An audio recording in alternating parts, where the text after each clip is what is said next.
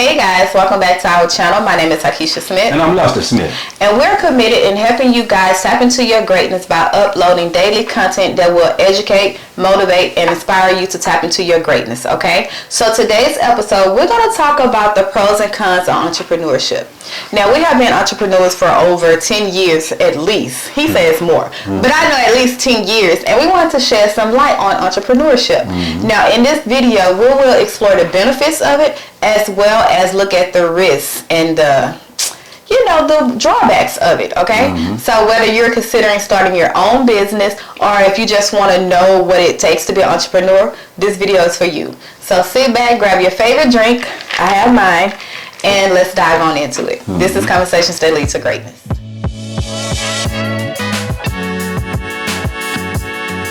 Alright guys, so as you already know, we're talking about the pros and cons of entrepreneurship. Now, we want to start with the pros or the cons? Which one? Let's start with the pros. Okay. Now, before we get started, guys, if you've been liking the content we put out, please make sure you subscribe to our YouTube channel and give us a thumbs up on some of our videos that touch your heart or you felt like it resonated with you. Okay, guys? Now, let's go. Entrepreneurship. Pros or cons? Talk to me. Pros or cons? What are we going to start with? Pros. All right. I didn't hear you at first. Oh, okay. Okay, so one of the pros of entrepreneurship is independence. Okay? That is like the main thing push as entrepreneurship. Oh, you get to be free. It's freedom. You have independence. You can do whatever you want. Make your own schedule and all of that. Yes, that is one of the top pros of being an entrepreneur. Okay? It is so freeing when you can don't have to ask anyone, hey, I need to go on vacation, or if your children are sick or something at school. Like, that was the main thing that I loved about it, because when it came to my kids or came to family emergencies, I didn't have to ask nobody. I just had to, hey, if I had clients, I have to reschedule, such and such is going on, this is what it is. Okay, so yeah, that's my favorite. Okay, that's a pro, but let me say this too. Yes. A lot of people say that, you get the freedom, you have to answer to nobody. Oh, yeah. Well, let me say this.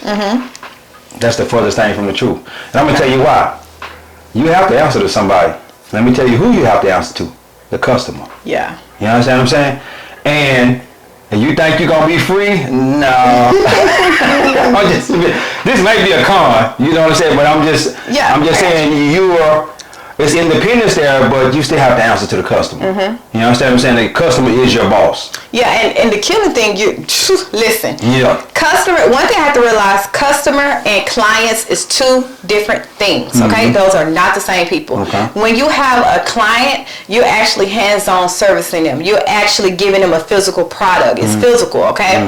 When you have a customer, it's like they're buying things online, e-commerce. So you have a strict interaction, a short interaction with them. It's not hands-on, it's not person to person. And that's what I had to realize. When you deal with clients, it's freedom, but to a certain extent. They're your boss. They're your boss if you don't set that boundary. That's what I learned. You do have freedom when it comes to clients because you can easily reschedule. But if they are, like I had some of my regular clients, every week and every 2 week clients, okay, they get top priority. So if something come up, an emergency come up and they have an appointment at that time, if I can reschedule it, or if it's not that big of a threat, or I can get someone else to handle it, I will go ahead and take that client, okay? Because for one, they are the ones that keeping me open, keeping me afloat, keeping money in my pocket and helping my business to succeed. Exactly. So with your clients, you have to, it's freedom, but to a certain extent. Exactly. Just saying. But everybody make entrepreneurship. Well, I want to jump in there and put that in there because a lot of people think they just think about the independence, that freedom, but it's when you're dealing with clients and customers. Yeah. Sometimes you just feel like you're not free. You be like, man, I think I want to go back to a 9 to 5. That's true. It's all about, are you up to the task? Are you that person? Now let's put it out there. Even though we feel everyone should have entrepreneurship or have a side business, something for themselves, everyone is not meant to Everybody's not cut out for this. It's not cut out. And it's okay. Yeah. If you feel like, man, I can't do it, and you probably start a business and fail, it is okay. Everybody is not made for that, okay? Exactly. Now, on to... You want to go to a con or you going to go back to another pro? How you going to do that? Let's do a con. Okay. We're going to do Pro, con. Okay.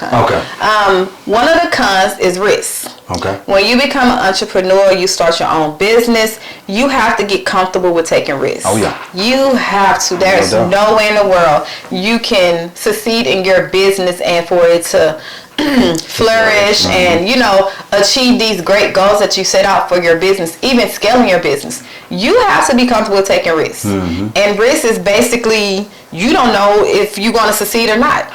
Even when you decide to start a business, you don't know if it's going to succeed. So that is a risk. It's uncertainty. Yeah. But yeah. That's the truth. Hey, that risk is, man, let me tell you something. with taking risks, it's because let me say this, especially if you got employees. If you have employees, taking risk could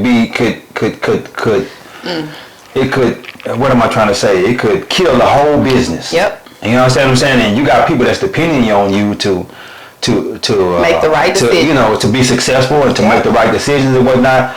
And by you taking that risk is, hey. And then a lot of times they don't understand it. Exactly. Because they don't. They're not going to understand They're not, right. Because it's not their vision. It's not their dream. It's yours. So they're not going to understand certain moves. So you're going to have that against you as well as your own mind. Your own doubts and fears against you. Yeah. So if you're not cut out in taking risks, you will not succeed in your business. Exactly. You will not. Exactly. Okay? Now, pro. Another pro is you have the potential to make a higher income. Oh, yeah. Now, that's hands down, that's the truth, okay? Because when you work for someone else, they put a cap on the amount of money you can make. It's always a cap. I don't care. You can be working in corporate America making $150,000. Well, if you would put that same effort and same knowledge and same workmanship into your own business and build it up, there's no cap on how much you can make. Only you can cap how much you make. It's just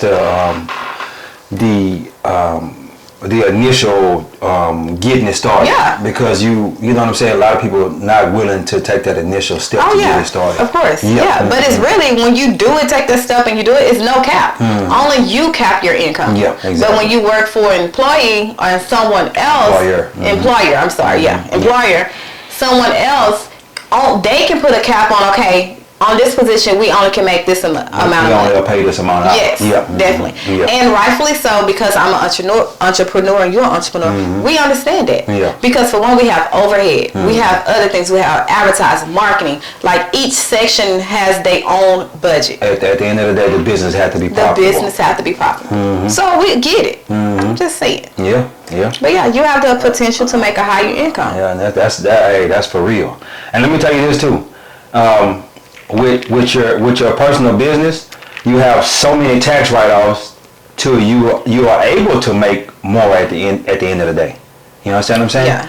With a job, I think it's only like 8 tax write-offs. But with a business, you have 400 tax write-offs. And it's up there. The number's up there. I don't know exactly, but it's up there though. Yeah. And the killing thing is, it's like America. It's like they reward you for creating jobs. Exactly. They reward you for hiring other people. Hey, here's your tax write-off. Yeah. You can write off this, write off that. You know the crazy part about it, people be mad at these certain companies because they don't pay nothing in taxes and whatnot.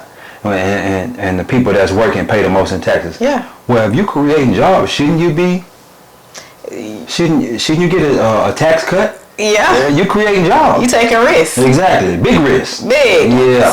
So, and that's the killing thing. That's when your mind frame switch. Yeah. Because you understand, once you jump into entrepreneurship, you understand a lot of the politics, what they're fighting for, and the tax breaks and all this. You understand Donald Trump, okay? I understand him now. At first, I was like, yeah. But now I understand Republicans. Yeah, I'm like, I understand. People found out how much taxes that man was paying. They were mad. They were big mad. And how he just got away. Like, do you remember when he learned? Let me tell you something about Donald Trump. Is smart. Man, what? He learned all the loopholes. All the loopholes. And let me tell you something that I heard about what he did. This is off topic. I bet this is what I'm gonna say. He buried his wife on his golf course. And made it like a funeral, a cemetery. A cemetery because it's a tax write-off for it. It's no tax. Man, you gotta understand the significance of the thought process that he had to, man, come on, man. Come on. tax. It's crazy. And the killing thing is you can't get mad at him because it's brilliant. Hey. And it's not even about him being educational or even knowing it. It's about having people around you. You're paying people around you to do their job. Exactly. Their job is to find out, hey, how can I not pay taxes? You know, hey, how can I cut this? How can I cut that? That is their job. Exactly. And you may say that he wasn't ish as a president, but as far as a businessman, come on, man. You can't deny it. Hey, I can't deny it.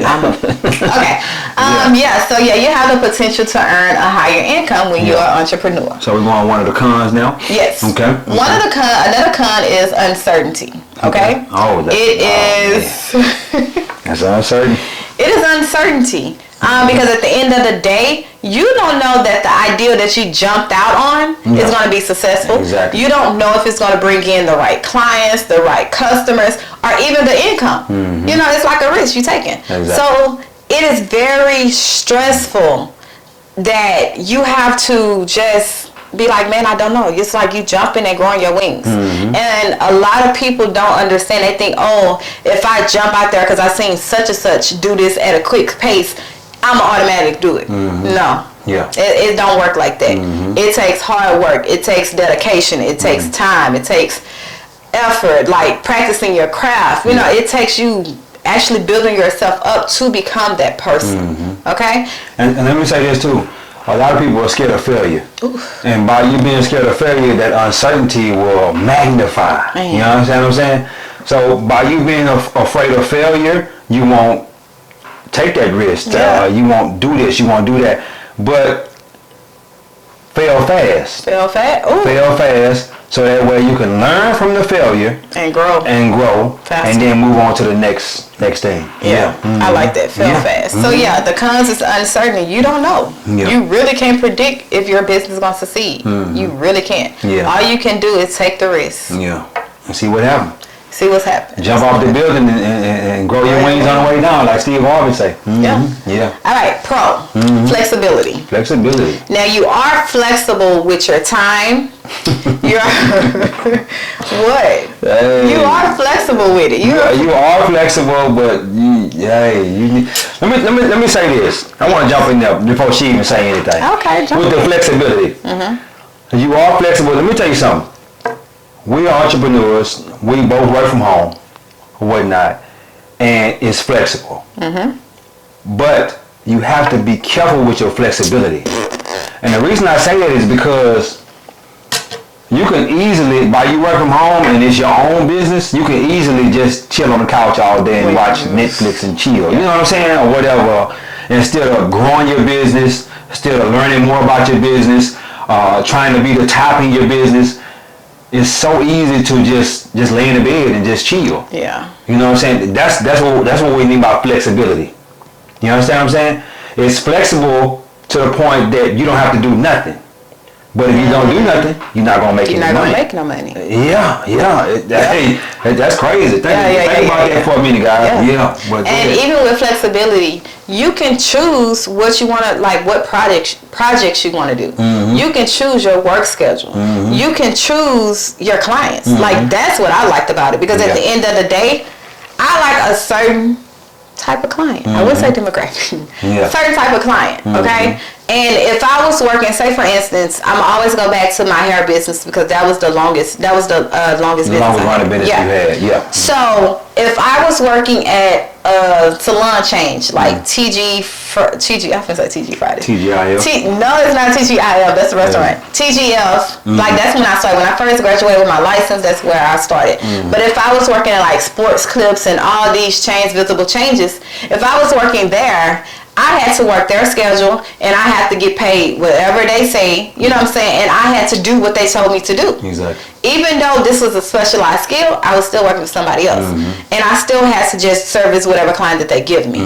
Well, when I became an entrepreneur and opened my own salon, I was able to kind of pick and choose who I can service. If you come into my salon and I automatically feel that you was going to be a problem, I didn't have to service you. That was my choice. It was flexible. You know what I'm saying? So I didn't have to take on all the stress of servicing a customer and they getting up being unhappy and being rah and all this. I didn't have to do that.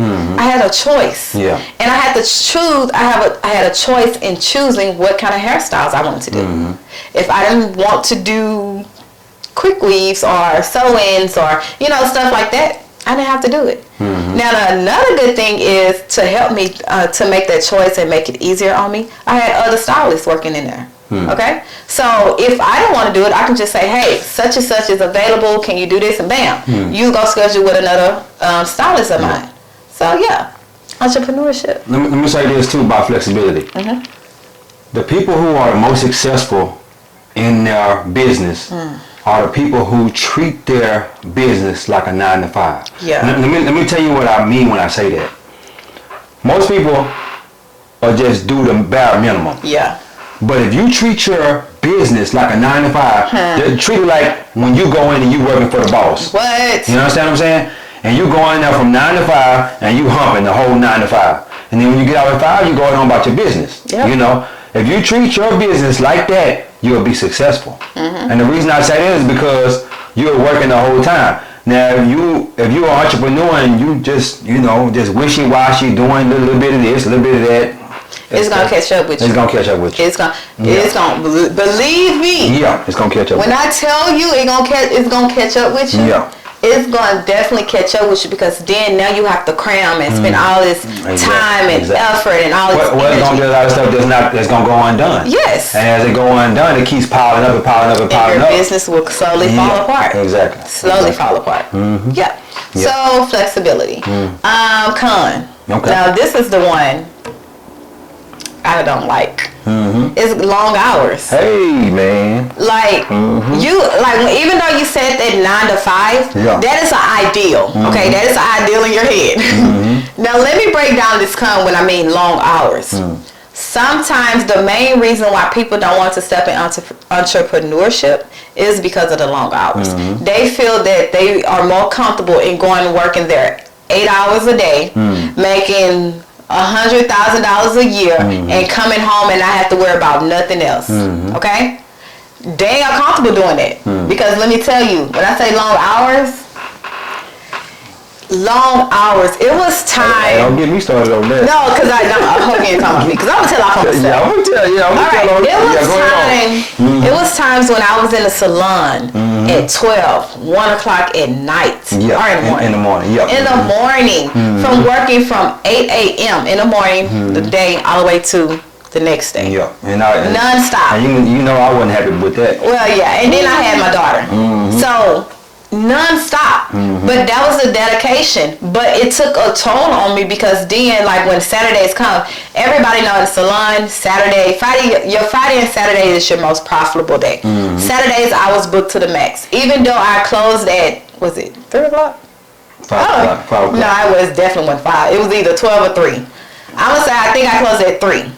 Now even though I closed at 3, I did not get off at 3. I would get off at 6, 7. No, 12, on 1 o'clock. You just said 12, 1 o'clock. No, I'm talking about Saturday. No, that was 12, 1. Let me tell you something. I'm going somewhere. No, I understand where you're going, but hold that thought while you're going there. I remember times where we were supposed to go out on Saturday night, and we wouldn't even be able to go out. She'd be like, hey, babe, you know what I'm saying, I'm not going to make it. You want me to stop and pick you something up to eat on the way home. You know what I'm saying? And then even though she say, I'm going to stop and get you something to eat, she won't show up to 10, 11 o'clock at night. So I'm eating 10 to 11 o'clock at night. I was like, bro, this not going to work. This not going to work. This not going to work for our relationship. Yeah. You know what I'm saying? I told her that, hey, this not going to work. You got to do something different. Now go back to what you were thinking. Did you forget? No. Okay. But that's what I was saying. Like, these Saturdays we plan out and date night or even so with the kids. Exactly. And on Saturdays, he'll stay home and he'll have the kids. Or he'll get off work at 12 and pick up the kids. I have one kid. Well, we have only Lauren, one child. Or he'll come out of the salon and pick up Lauren at 12. And I was okay, cool. I got such and such clients. I'm going to be done. I'm going to be home. It's going to be good. No. It didn't work. It didn't work. Never. It never worked. Yeah. So that is a con, because at the end of the day, by me being the salon owner and not just someone working in the salon, no matter if my stylist had clients or if they didn't pay their boot rental or something to that effect, the overhead still had to be paid. Exactly. I had to work. Okay, so that was the thing where I kind of, what made it easy for me to, when the pandemic happened, that's what made me just like, okay, cool, deuces, let's shut this thing down. Well, it wasn't necessarily you shut it down, they shut it down. But I could have still, when we opened back, I could have still had my salon. But that was one of the reasons why I shut it down, because I felt like if I can make more money at home with my daughter, with my husband, making wigs and selling it online with no customer interaction, it's a no-brainer. Why am I still having this overhead? And let me tell you something, we made more money in 2020 than we ever made in our life. Yeah. And I would say not just for me, it wasn't 2020. It was actually after that, 2021, 2022. I made the most I ever made in owning actually brick and mortar. Because at the end of the day, I evolved with the times. I wasn't afraid to take the risk and closing down my salon, letting go of my clients, and start a whole new set of clientele, which is customers, which is online. You know, from all over the world. I even shipped wigs out to Europe, you know, like all over. So I took that risk. And that is a thing that I want you guys to understand. When you become an entrepreneur, stumbling blocks, obstacles, setbacks is going to happen. You have to look at it as, okay, this is not what I thought is going to happen. It's not what I seen. But how can I flip this around? You have to have that kind of mind frame to understand that, okay, I need to take a risk. I don't know what I'm doing. I didn't know when I started making wigs. I didn't know what the hell I was doing on the phone. I didn't know took a wig class on a sewing machine. Never in my life. You remember when I used to try to sew some clothes? I used to try to be like, I want to make an outfit. Oh my Lord. So that risk paid off, and it led me to where I'm at now. The next part we're going to go with is creativity. Creativity. I love that, because I'm a creative person. One thing I can say about her, she's very creative. I'm a freak. She's very creative. That is a blessing and a curse. Cakes, hair, making DIYs. T-shirts and DIY, Airbnb. She did all of it herself. She's so creative. And let me tell you something. Me personally, I think you rather pay somebody. Now it's not necessarily I'd rather pay somebody. It's a gift and a curse. Yes. And let me tell you why I say that. I got you. Let me tell you why I say that. With her being so creative, she wants to do everything herself, and that's not what we need to do a lot of times. Sometimes we need to just pay somebody to do certain things so that way we can hurry up and get it over with. Because if she do it on her own turn, she got to sit back, she got to think, you know, I like it this way, I want to do it this way, and then she get in there and she get on it. And if she puts somebody in there to do what she's thinking about doing, when they don't do it right, then she's mad. You understand what I'm saying? Exactly. If she would have went ahead and just paid somebody and just be like, okay, I'm going to pay you to do this, and that's it. And it takes a lot longer with her doing it. Exactly. Versus somebody else doing it. It does. Yeah. Yes. Yes. It is creativity. It is a positive thing, because you're able to be innovative. You're able to create. You're able to look at something one way and then find another way of doing it. Like, you know, you don't have to work by a set of rules. You make your own rules. Exactly. So that is a pro in entrepreneurship, especially if you're a creative being. You can look at something and just, okay, I can see how to do that. It is if you ain't gonna take forever to do it. Okay, whatever. But yes, creativity. You're able to be open. You're able to expand your mind, and you can be free. Yeah. So that is a. I can go on with creativity. I'm telling you guys, but don't do it though. I'm not gonna do it. Okay. So you want to say? You don't want to say about your creativity. About creativity. I just want to talk about yours. That's it. Oh my goodness. All right. Cons is responsibility. Yeah. That is. You gotta take full responsibility for everything that goes on in the business. Especially when you first starting out. Everything, especially when it's good, you take responsibility. But when bad happens, guess what? You gotta still take responsibility. You still gotta take responsibility, because at the end of the day, say for instance, I have my salon and I have the stylist working in there or whatever, and something happened. The AC go out or the water or something happened. Anything that happens is on you. It's on me. You know what I'm saying? Or say, for instance, someone else customer broke a mirror or broke something in the salon. Guess what? It's on me to fix it. It's on me to get it together. It's on me to put it back how it was. So that was a responsibility. You have to then take on responsibility of other people. Responsibility of people who you have working under you, who is part of the team. It's a lot. It's a lot on your shoulders. Exactly. And a lot of people is not cut out for that because it's almost like a blame. Yeah. If something go wrong, who they gonna blame? You. If your customers get something they're not satisfied or they didn't read because they didn't read what is on the website or whatever. Hey, let me tell you something. A lot of people don't read. No. They don't read. They do not read. And then get mad at you and cuss you out. I'm gonna say this real quick. I remember when the PlayStation 5 came out. And they had all these abundance of on eBay, all these abundance of PlayStation 5s on there, and everybody was bidding them up so high, $1,500, $2,000, whatever. I don't know, remember the exact numbers. But in the description, some of the people they were just being funny. In the description, they would say, "This is not a PlayStation 5. This is a piece of paper. I'm going to mail you a piece of paper." In the description. And you'll be surprised how many people beat it on that. And then at the end, when they finally end, they be like, "Oh, well, that was just a piece of paper. I'm not going to pay for that." But you done beat it up to $1,500, $2,000. Yep. Man, look at Because they didn't read. They didn't read. A lot of people do not read. Yep. I'm talking about read it. Read everything. That's crazy, man. And guess what? Because your entrepreneur is your business, they gonna blame you. Exactly. They're gonna, well, you should have worded it this way. You should have told me. You should. Yeah. I did. I didn't have to verbally tell you. Yeah. That's part of a business. I put it in the description. I did my part. You just go in there and read it. Yeah, to cover myself. But they don't see that. Another thing you're responsible for is the finances. The finances of that business. Oh yeah. It's not just about you making money so you can profit, but you making money so you can at least stay afloat. Yep. To profit. Stay afloat. Pay everybody else. Yeah. And, everybody needs to It'll pay. be times where Pay the bills, all that. Yeah, my first 2 years, I didn't make no profit. It was everything that I got from making money on the salon was going straight back into the salon. Was either paying the overhead or something, products or whatever I needed for the salon. I didn't make no money. This is the point where he was like, "Look, you need to shut that down because it ain't making no money." I'm like, "Well, at least give it 5 years." They say at least 5 years. 5 years. Give it 5 years. 5 years in the red. It was not.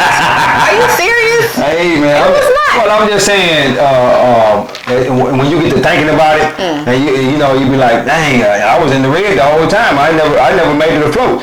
And see, that's why I never wanted to open a brick and mortar. I've always had my own business, but I never wanted to open a brick and mortar because I actually thought about it, but the overhead is crazy. It's crazy. Too much overhead. Just because. Yeah. Just because. Yeah. And a lot of people try to keep the business open just so they can say they have a business. And man, look, let me touch on that. Man. Okay, y'all, listen to me. They know the business failing. That was one of my reasons to keep in my business. Exactly. In my first location. Okay, so my first location, it was a 3-year lease. Yeah. Okay. After the 3 years, I should have moved shut it down. Yeah. But I was like, well, I don't want to fail. She kept making me believe in her, y'all. Even when I was like, "No, baby, I don't think we should." Well. But it's still. Yeah. So I went to my second location. That was for another 3 years. Another 3 years. So the first one was what? 3. 3, and then I talked them down to 3. So 6 total. Yeah, because it was normally 5 years. But I talked them down. Yeah. But even then, I didn't want to seem like a failure. So I felt like, even though I could have been started doing wigs at home. Even though you know the business was failing, you still wanted to. I wouldn't say failing. No, be honest. Be honest. Don't say I. What is failing to you? Well, it's not making a profit. A profit can be $1. Hold on. Listen. You able to pay all the bills, but you're not able to do much more than that. But this is the thing. Yeah. I felt like I was able to have that enough time because you took care of home. Yeah. It wasn't nothing. But I had been taking care of home. But I understand it. So it's different. So you felt like because I was able to take care of home, it wasn't really a problem. you was able to keep on going and trying to make it be a successful business, a profitable business. Yeah. I didn't have to worry about bills at home. And see, a lot of people, they're not able to go through that. Yeah, and I was able to help her go through that and be like, baby, I don't know, but you know, if you feel like you're going to keep it going, keep it going. Because I was the one that pushed her into that business when I asked her, hey, babe, what you want to do? And she said, well, I think I want to start some. Let's go. Yeah. And I pushed the money out there for her to be able to start that business. Yeah, and I didn't just want to just give it up without giving the full 4 or 5 years. But with me, this is the type of person I am. I'm a person that say, hey, let's jump out there, see what happened. And if you give it a couple of years, 2-3 years, if it's not profitable, hey, let's cut it off. Let's cut it off. Okay, but then you have to understand the average rate of return on a business when you start your business, because let's not confuse, because that's the problem now. When people jump out and want to start their own business, they think they're going to see a return within a year or two of you investing into that business. That's not true. On average, it takes 5 years at least. That's understandable. No, wait, listen, stop. Cut me off. Go ahead on with it. I'm not cutting off. Go ahead on. At least 5 years. So I want to make sure I stress this, guys. Stick it if you know you have a great idea, you know it's something that the world need, and only you can do what you're doing your way, stick in it. Stick there. At least that's if you can stick in there. Okay. That's if you can stick it. I'm not saying go into debt and go be feeding this business off of your credit cards and all that. Yes, I'm not telling you to do that. Although some people do it. To each his own. A lot of people do it. But if you know, like, at least take 5 years. Don't get into entrepreneurship with the mind frame that bam, I can leave my $50,000 a year and I can put in a year's worth of work and then make double that or triple that. No, that's not going to happen. So and this is the crazy thing now. Even though all these people saying their business is making the 6 figures, I can show you how to make 6 figures within 6 months, a year, whatever. They're making 6 figures on paper. That doesn't mean profit. Exactly. Okay? So most of the time it's not profit. A lot of the times. Because the killing thing, when I think the highest I made was like, I want to say 97. When I hit 97,000 in my wig business, that wasn't all profit. It was like, it wasn't even half, okay? Because it still went to overhead, buying inventory and all this other stuff. So even though I was up there, so the idea, people say, oh, that's good. It wasn't profit, y'all.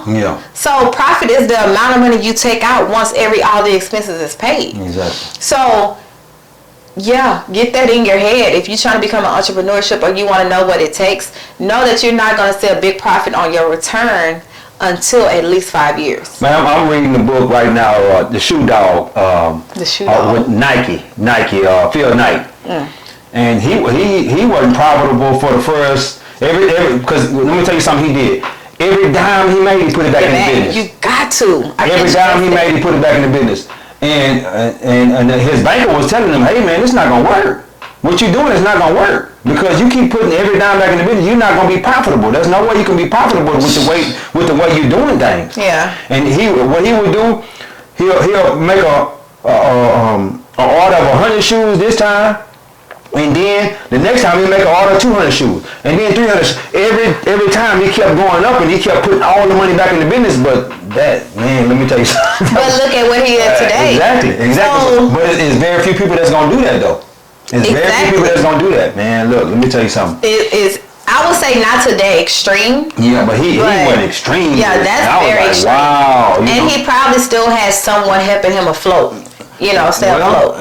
Versus as well as paying his household bills, or even he might was living with somebody. Well, he had to keep moving to different places places. That is a risk you have to take because no one believe in your dreams or no one believe in you besides you. So that is the risk you have to take. Okay, like risk, uncertainty, long hours, responsibility. That is the cons of entrepreneurship. But you can't not do that in order for you to be successful. You can't. You have to do that. Okay. And when you were saying like putting back into your business, a lot of times a lot of business fail because they feel like, when they make their first profit or they make their first they gonna spend it. They gonna spend it on a bag. They gonna spend it on some shoes, a car, and a big house and all this stuff. Instead of taking that money that you made and put it back into your business, put it into advertising, put it into scale your business to free up you having long hours, to free up your time. Well, a lot of people can't put it back into. Let me say this: they can't put it back into the business. Well, they won't, and they can't because you still have to pay bills and stuff. They have to pay their personal bills at home and whatnot. They still have to live and whatnot. And they not willing to live on the bare minimum. I was just gonna go there. They're not willing to live on the bare minimum in order to grow their business. You know what I'm saying? I was gonna say because it ain't a thing of can't. I don't like the word can't. Yeah. Well, can't is a weak word to me. Yeah. Okay. They're not willing to. It's like you have to sacrifice. Yeah. Your image of who. Oh, I gotta keep this apart because I'm a business owner. No, baby. Yeah. No, it ain't about an image. You sacrifice now. When you become an entrepreneur, you have to have in your head that I don't care what nobody else thinks. What it look like? No offense. It's my thoughts. What it look like me carrying what and a person that works for somebody else think? Because we have two different mind frames, two different mindsets, two different mentalities. Why would I take what you say or what you think about me to heart? Yeah. We on two different vibrations. Not to be, you know what I'm saying, but as an entrepreneur, you have to have that mindset. You have to have. You don't understand why I can't go out because I have to do such and such this for my business. Exactly. You don't understand why I can't pay $2,000 for a bag or go on a trip or whatever because I have this. Yes, my business is making money, and so you see on paper, but I have to put that back into my business in order for it to make more money. Exactly. So why do I care what an employee thinks? Why? Yeah. Hey guys. Hey, we didn't went on too long. It is what it is. Hey, but let me tell you something. We're gonna have to do another part to this because it's from being entrepreneurs for over 10 years, man. It's hey, let me tell you, I've been an entrepreneur ever since I was 8 years old. He's gonna say that. I've been an entrepreneur ever since I was at school selling blow pops. You know, I'm telling you, buying them 10 for $1 and selling them for 25 cents a piece. I was down there, doing that. And I've been doing it ever since. Lawnmower business, picking up cans, all that. I did that. You understand what I'm saying? I always had something to sell. But hey guys, we went on a little bit too long. Guys. So we are gonna come back with a part 2. Cause it's a lot more pros and cons. Yeah, it really is. So guys, we hope this video helped you with sharing some valuable information or insight that we had, and we hope you understand the challenges and the rewards of starting your own business. Okay, we just want to shed light because it's everybody pushing you to be an entrepreneur, but at the end of the day, you have to weigh your you have to weigh your cons and pros. You have to weigh your options. Okay, so remember, becoming an entrepreneur is not for everybody, but if you are willing to take the risk and sacrifice and do what you have to do, it will definitely pay off in the most life-changing way. Okay, it will change your life to the fullest. Okay, so guys, that is it. Take us on back. Hey guys, please like, share, and subscribe to this video. To our YouTube channel. We're trying to get this information to the world, and we really would like for you guys to like and share these videos with them, and jump in the comments and go crazy in the comments. And the reason I say this is because it helps with the YouTube algorithm. You understand what I'm saying? And it helps us grow, and it helps us get this information out to the world. And it helps us to build a community, because that's the thing. We want to build a community with you guys. We want to hear from you. Want to share and build a relationship with you guys. And also, we would like to hear what you guys would like us to make a video on, because we're very knowledgeable. You know what I'm saying, about a lot of different things. And if you guys would like us to make a certain type of video, jump in the comments and let us know what you like. Drop it down below. God is good. What? Life is good. When we look good, we feel good. We live in a life of abundance. Peace. Deuces.